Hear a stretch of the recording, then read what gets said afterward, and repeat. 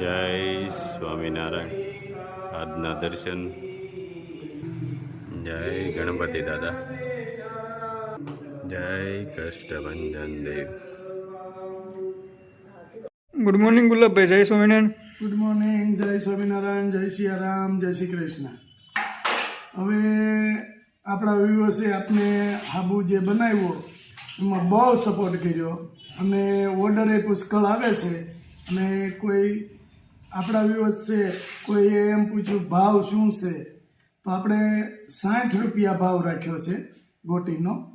અને 2 દિવસની અંદર આપણે લોન્ચ થઈ જાય, કારણ કે આપણે બનાવ્યો તો એ બધી વાપરવા દીધો. બહુ સારા રિવ્યૂ આવ્યા ભગવાનની દયાથી. મહારાજ આપણે ભેગો છે એટલે 2 દિવસમાં હવે બનવાનું ચાલુ થઈ ગયું છે. 2 દિવસમાં લોન્ચ થઈ જાય આપણો. બરાબર. જય સ્વામિનારાયણ. જય સ્વામિનારાયણ. જંતીભાઈ પૈસા બાપા. જય સ્વામિનારાયણ. આજે જંતીભાઈ અને પૈસા બાપા અને અરવિંદભાઈ ગોળકાથી ઠેઠ આજે અમારે મુલાકાતે આવ્યા છે. અને ઘણા ટાઈમ થી અમે એને તેડાવતા હતા કે આવો, પણ હવે અરવિંદભાઈ તો શું છે કે ટાઈમ બિચારાને ન હોય કામકાજને લીધેથી. આજે વરસાદ ભગવાનની દયાથી થઈ ગયો ને અરવિંદભાઈ હાંજે અહીંયા દેખાડો સાઈન મળવા આવ્યા. શું છે તો મીઠા બુટ્ટી છે. આનંદનો ખાલી પાટો જ આડો આપણે. ચલાવવાના મીઠા પર ને ખાલી પાટો જાડો. રેલવે લાઈન વચ્ચે આવી જાય, આ બાજુ મીઠા પર, આ બાજુ ચલાવા. એમ ક્યાં તઈ હનુમાનજી ડેરી રહી ને એ તો પછી લીધું, પછી ચલાવવામાં આવ્યું છે. પછી ચલાવવામાં આવ્યું. આપણે એમ જ છે ને પછી બાપા. જો એ પાટાની ઓલી બાજુ મીઠું પાણી, પાટાના આ બાજુ ખારું પાણી. એવું તો થાળી બગસરોડ જે થાળી રોડ ની ઓલપાન ભાગ છે ને એ સાસુ બધું ઓલું કડક પાણી છે, ખાસું થાય ખારું પાણી. થોડોક ઢોરો આવે એટલું જ છે સારું, બાકી બધું ઓલું.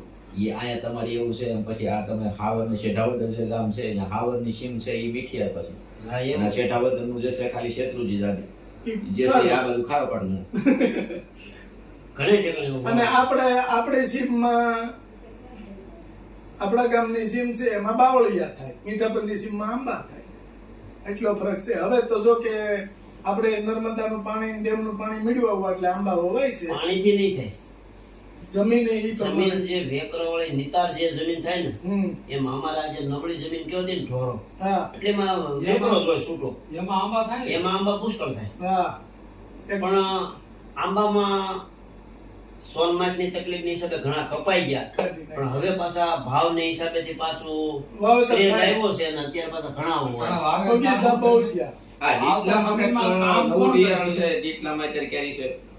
ડીટલામાં નવું ઘણું વાવ્યું છે. 12 માસ કેરી. 12 માસ કેરી આવે. ઈ કેરી હમણાં માર્કેટમાં આવી છે. હા, 12 માસ કેરી. જંતીભાઈ અને બીજા નંબરમાં હવે થોડોક ભાવતાલમાં ને હિસાબે માનને પોહણ થાય. શરૂઆતમાં હું 300 ને 400 રૂપિયાની મણ, હા 20 રૂપિયાની કિલો કેરી, આખું વર આંબો હાર આપવાનું. હા અત્યારે તો હું છે હવે 1500-2000 રૂપિયા ભાવ કેરીનો આવવા મળ્યો એટલે હું સારું કહેવાય. ઈ છે અને આંબા વાવી દે એટલે આમ નવરા.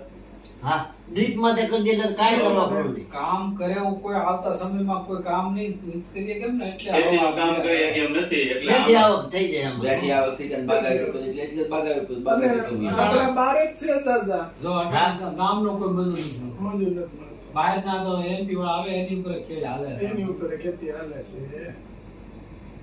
અને છે બાપા નાની સંગ બધી બહાર, હા કોઈ અહીંયા નહીં કામ કરે. કોણ અહીંયા કરે તો રહી જાય, શું કરે એટલે રહી જા. એટલે ઝાઝા તો એટલે અત્યારે શું છે દાદા અને ખરેખર હાસી માહિતી કોઈ દેવાળું છે કોઈને લાગણી નથી કે આ સંબંધ થાય. ના, એમાં શું છે કે થોડુંક ગામમાં આપણું વર્ચસ્વ આવડતો છે.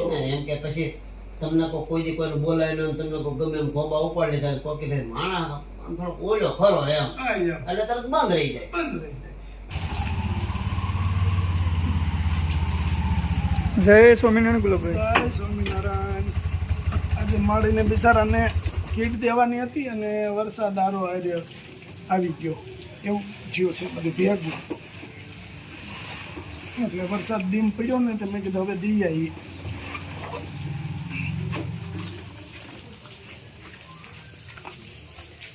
સારો અને લપસણી છે, જરા ધ્યાન રાખજો હાલવામાં.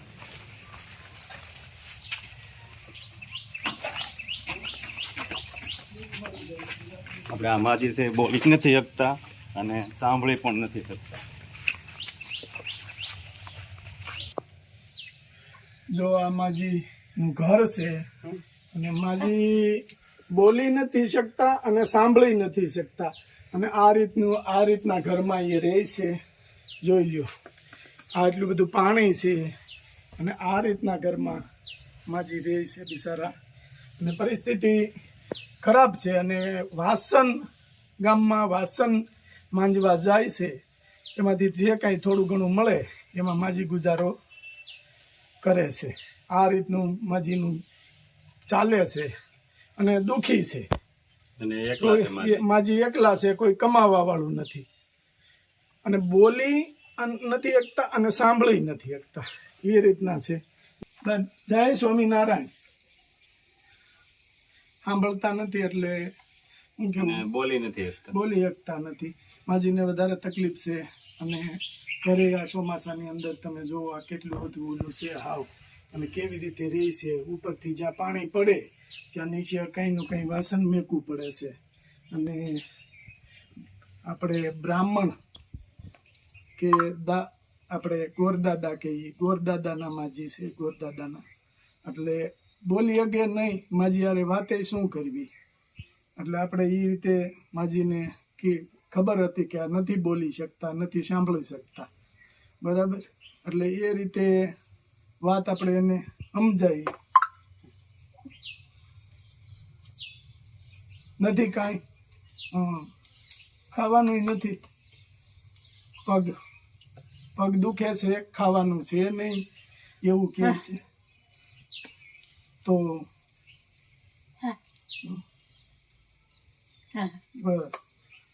માજી એના ઈશારામાં કંઈક આપણે કહેવા માંગે છે પણ આપણે સમજી નથી શકતા. અને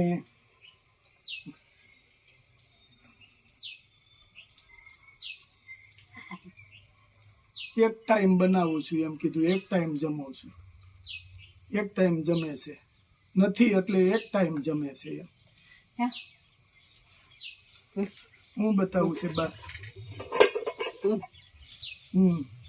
એક ટાઈમ એક ટાઈમનું બનાવે છે, એક ટાઈમનું બનાવે છે અને બા ખાય છે અને કામ કરવા વયા જાય. અને કામ કરવા વયા જાય છે.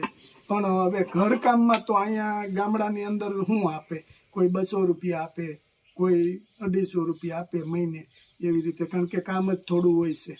ગામડાની અંદર કામ ઓછું હોય છે. કોઈ વેપારી માણસો હોય એની ઘેરે આ બધું હોય, ખેડૂત ઘેરે તો કાંઈ હોય નહીં, વાસણ માંજવાનું નહીં, બરાબર.